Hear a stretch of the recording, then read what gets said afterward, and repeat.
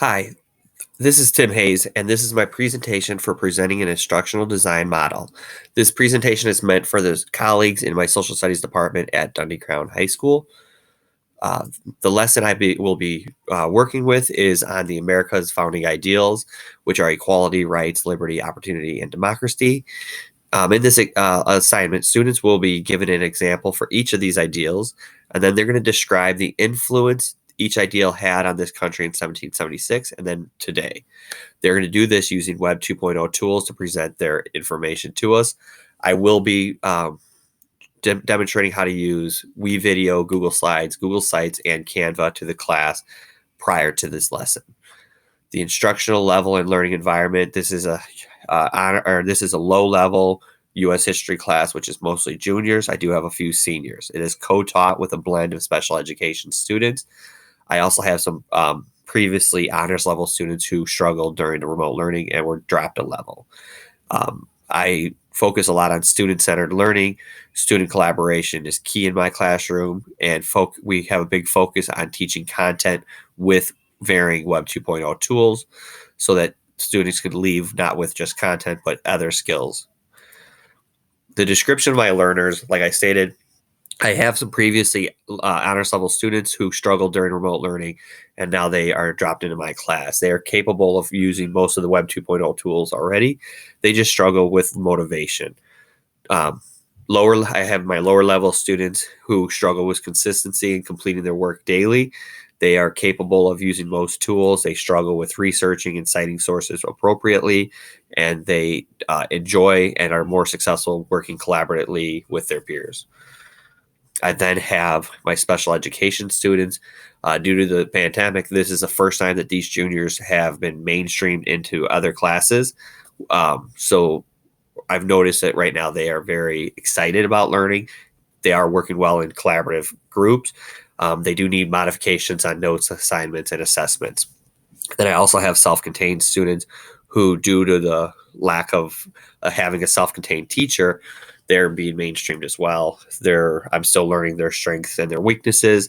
My co-teacher's been great with that, helping me with these students, and modifications have been needed on everything as well. For this assignment, I'm using the ADDIE instructional design method. ADDIE stands for Analyze, Design, Develop, Implement, and Evaluate. The one thing about ADDIE is it does not impose a strict linear progression through the steps. Every stage of the ADDIE process includes formative evaluation and is multidimensional and essential component of the ADDIE process. The first step is analyze. This is your goal setting stage.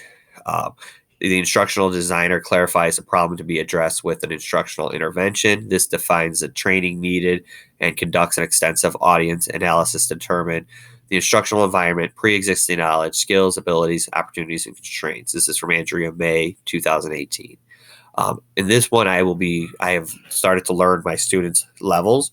I do help my co-teacher with modifications of assignments and assessments, and I've discussed different differentiation options with my co-teacher as well.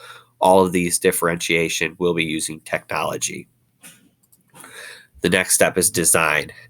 This is where a designer will write learning objectives, determine instructional strategies, and utilize what they're going to do to help the students become successful. This is going to give us an idea of what everything's going to look, feel, operate, and be delivered to the learners. This is where I've really focused on the differentiation of the lessons using the different Web 2.0 tools. Students will show comprehension of the founding ideals. Students will also demonstrate successful use of their Web 2.0 tools.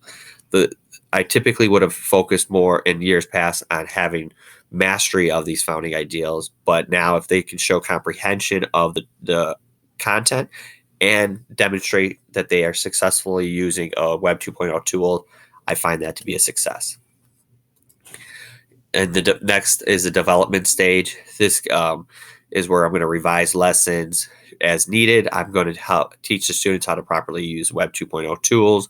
And if I need to focus or adapt things for the actual content of the founding ideals, this is where I can deliver that, and I can use different methods if needed. And then finally, there's implementation. The finished course or the performance support tool is rolled out to the attended audience. Instead of only using WeVideo like I used to do with this assignment, students are now giving a choice of differing Web 2.0 tools. This helps because some students just don't like using WeVideo and they are just not successful with it, so they shut down and they don't complete assignments. Giving them the flexibility to use different tools has really helped already with the student engagement and student completion of work. Students can show their comprehension of the content in the way that they best suits them. It doesn't have to be a video. It doesn't have to be a Google slide presentation. It could be an infographic. It could be a podcast they want to record. It could be a multitude of things, whatever they choose. The evaluation is the final step. This is where I'm going to see, was the founding ideals content comprehended? Was the student use of Web 2.0 tools successful? What revisions are needed to be made for future assignments or on this assignment next school year? Do I need to reteach any of this information to them? Do I need to reteach and remodel how to use the tools? Do I need to reteach the founding ideals? Everything at this point is evaluated. Overall, though, the results of my lesson show that it was pretty successful. The differentiation of the lesson helped with the student successes. Focus has changed, like I said, on less mastery of content to just comprehension of the content and more successful use of Web 2.0 tools.